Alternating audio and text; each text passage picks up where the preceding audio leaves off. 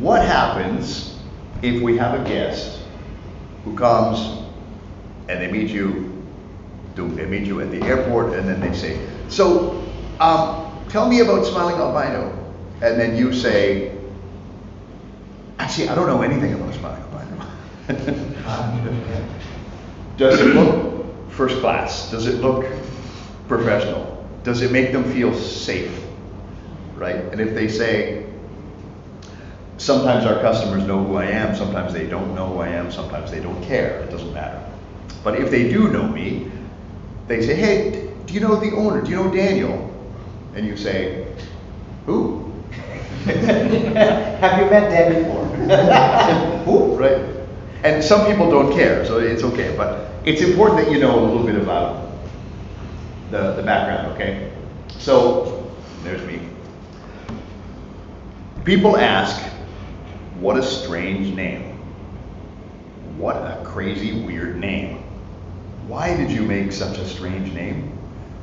All right? It's very important that we all know the reason, because it's kind of the philosophy of Smiling Albino. Well, what's the reason? What's the reason? When I first came to Thailand, okay, 26 years ago, I was very lucky. I had opportunity to work for the royal family. And I was teaching in the King's school in Bangkok. And I was teaching tennis to the King's grandchildren, which is a strange story by itself. Anyway, in the palace, the King of Thailand, who used to be called the King of Siam, has albino elephants. They call them Chan Pudak. It's a very sacred elephant. It's very rare. And if you go back 2,000 years to the time of Buddha, at least the Theravada Buddhism understanding in Nepal, Buddha's mother, Mai, we call her in Thai, but Buddha's mother had a dream that a white elephant, an albino elephant, came from the Himapan, that area in the heavens, and allowed her son to become the Prince Gautama, enabled him to become a spiritual leader. This is just a dream. And is it a true story? I don't know. It doesn't matter. At that moment, white elephants became very sacred in India and Nepal and Sri Lanka, because Buddhism came to Thailand from Sri Lanka and Laos and Myanmar and Cambodia. Very different from how Buddhism came to Vietnam. So that's, even though Thailand and Vietnam are so similar, it's actually a very different philosophy. You know that. You know all that stuff. Anyway, albino elephants are very sacred. I used to be in the palace in Bangkok, and I would go to see these albino elephants, because only the King of Thailand can own them.